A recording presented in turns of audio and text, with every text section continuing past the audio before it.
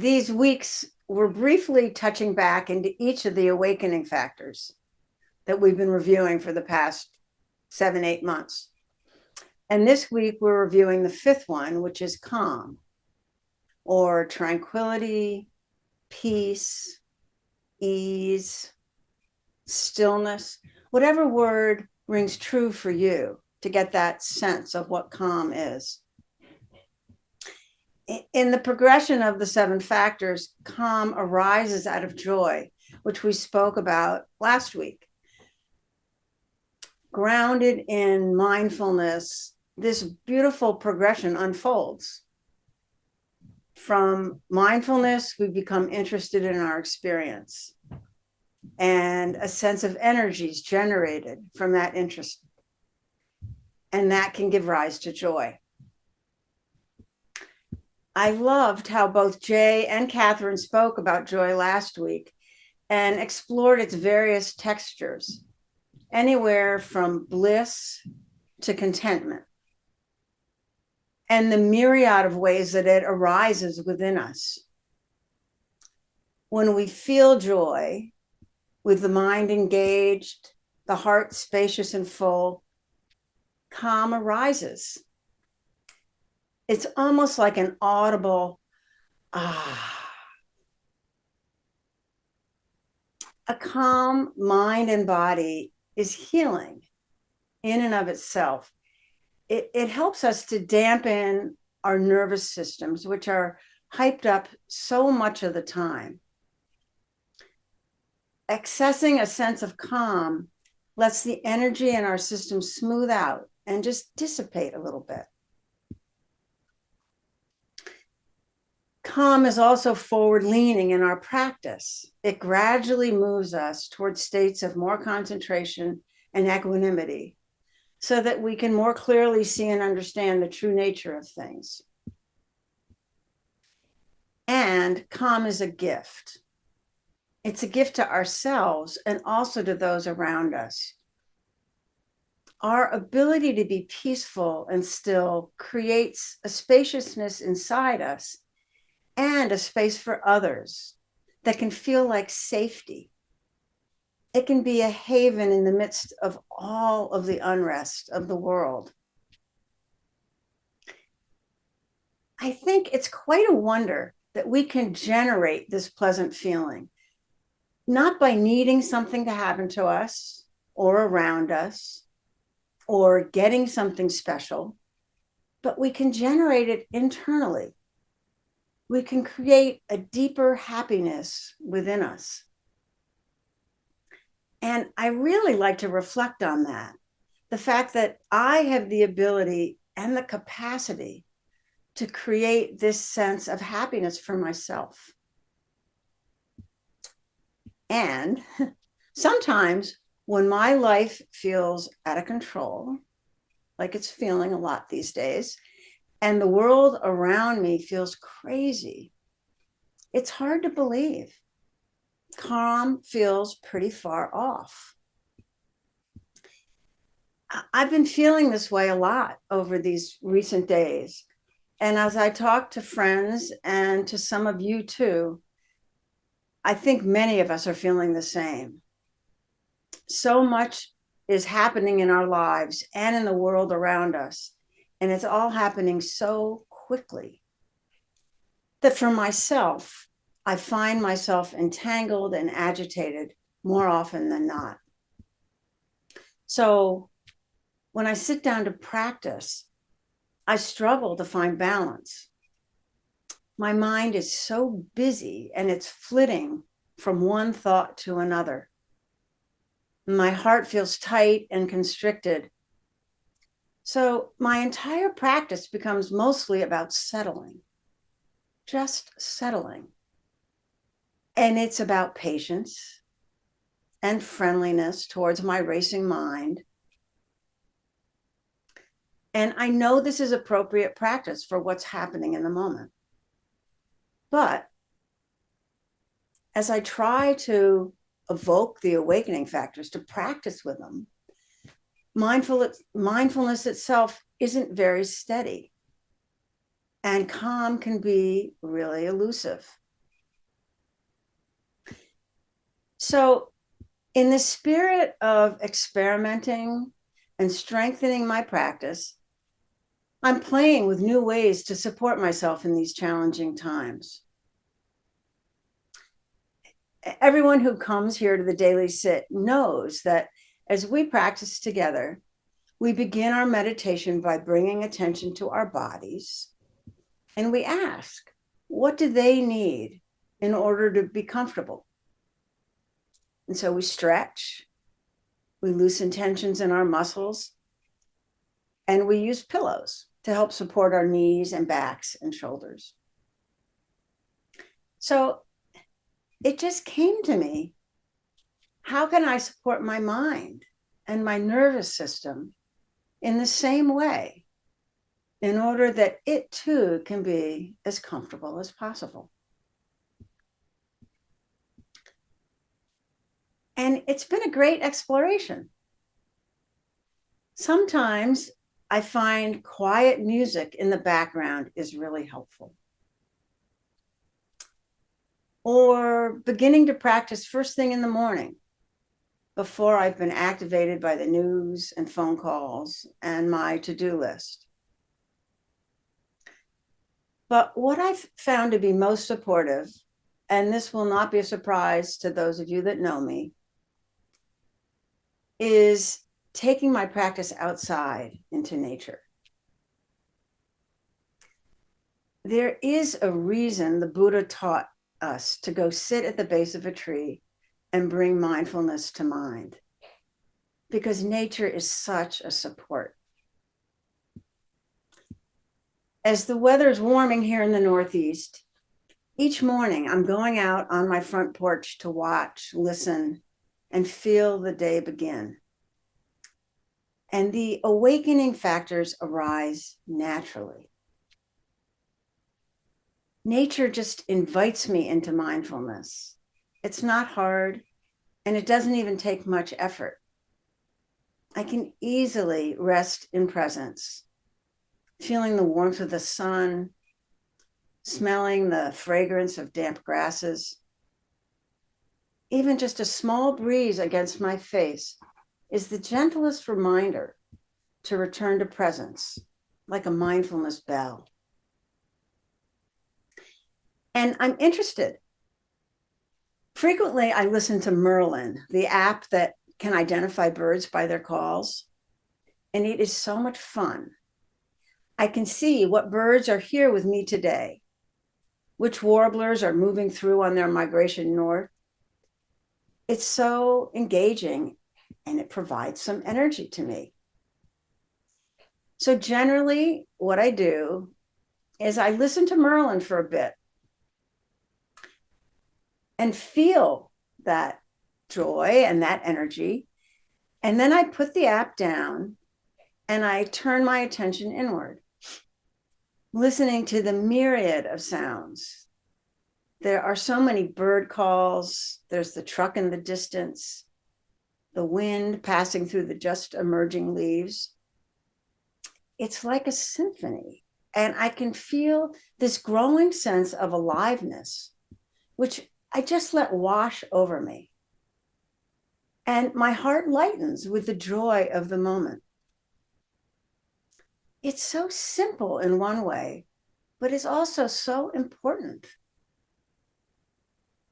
Here I am in the middle of a world of life that I'm not trying to control, that I'm not inserting any sense of self into. It's not about me, but I am a part of it. And I feel like I'm surrounded by calm. And it begins to both permeate me and arise within me. It's pretty easy at this point to let my attention come inward to my breath or my body, to let the bird songs kind of move into the background and focus on what's unfolding. Concentration and then equanimity just feel a bit more accessible. So there it is, the whole progression of the awakening factors emerging naturally and easily. So during these times of practice on the porch, I can feel a sense of being held and supported by the natural world around me. And the experience reassures me that it is possible to find calm in the midst of the world, not just by escaping it. Some of you may have heard of Ajahn Chah, who was a beloved forest monk in Thailand, who died in 1991. And he spoke about the gift of calm, or stillness as he names it, in his book, A Still Forest Pool. And he says, try to be mindful and let things take their natural course. Then your mind will become still in any surroundings, like a clear forest pool. All kinds of wonderful, rare animals will come to drink at the pool, and you will clearly see the nature of all things. You'll see many strange and wonderful things come and go, but you will be still. This is the happiness of the Buddha. So, in that spirit, here's a strange and wonderful thing that happened to me one day on my porch that I think was the result of the stillness that I was feeling. I was sitting quietly meditating, and I heard a flittering nearby. And the next thing I experienced was this light weight at the back of my head, where a small bird had landed and began to pick at my scalp. I stayed still until the bird flew off into the trees. And it happened a few times over a number of days. So my husband was actually able to take a video of the tufted titmouse. I think the bird was attracted to my gray hair for his nest. So, not to anthropomorphize too much, but I just have the sense that that bird could feel my calm, or at least the absence of agitation, and it felt safe. I know this is a far cry from finding calm in the midst of the news cycle these days, but it is a start. And we often say, start where it's easy and use what's supportive. Being in nature is that. It can help us to access calm within us so that slowly we may learn to be better able to hold this world, which so deeply needs a calm presence. So thank you all. And let's transition to our time of practice. And as we do, bringing attention to our bodies and asking ourselves, what does my body need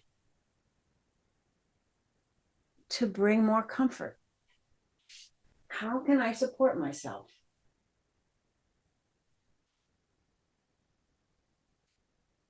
And just take a few moments to offer that to yourself, whether it's stretching or maybe shaking or energizing.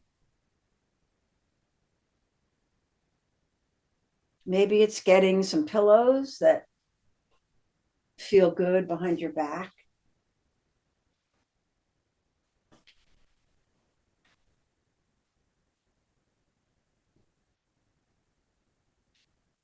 And really consider that part of your practice.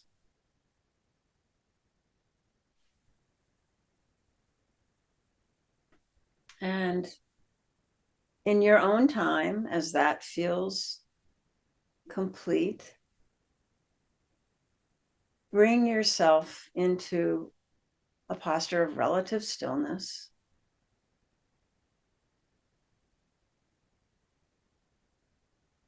And let yourself begin to settle.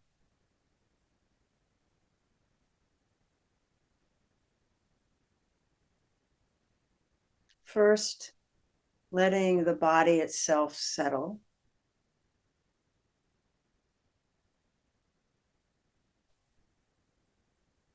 into this spot on this chair.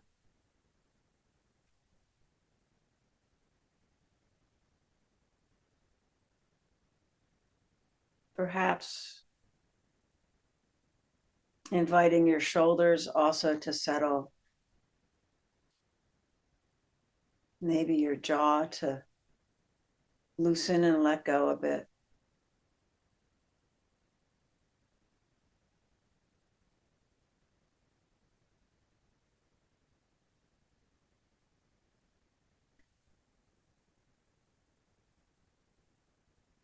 And using the breath, particularly the out breath, to continue to encourage that process.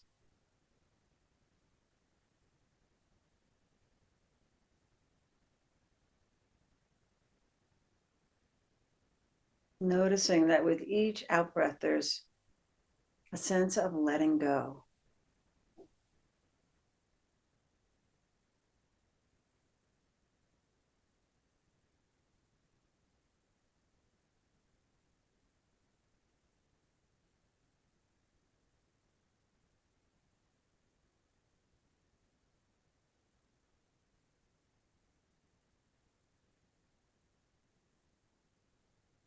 As the body is able to begin to relax, begin to find a little more spaciousness,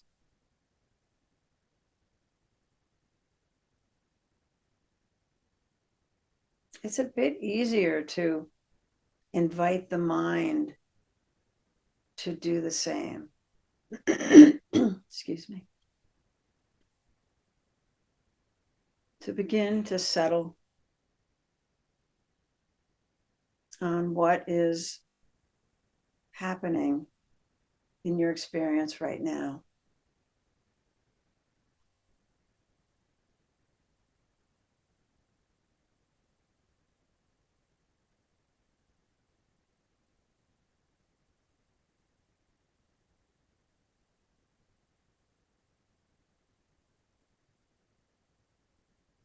Finding a sense of allowing, accepting, and ease in whatever your experience is.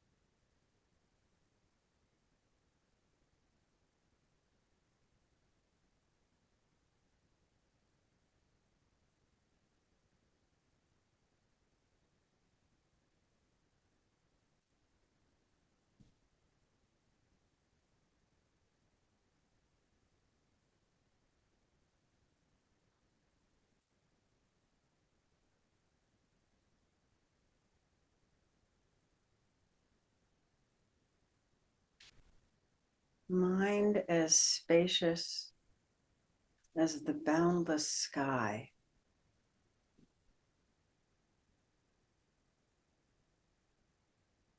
Thoughts passing through, just like clouds on the wind.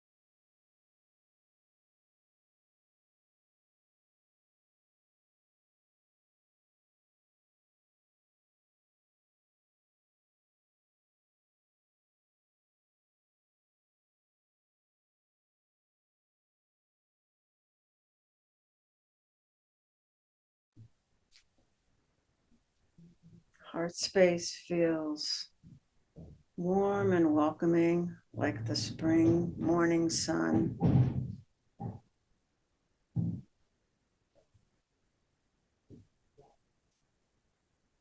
And the body rests steady and still,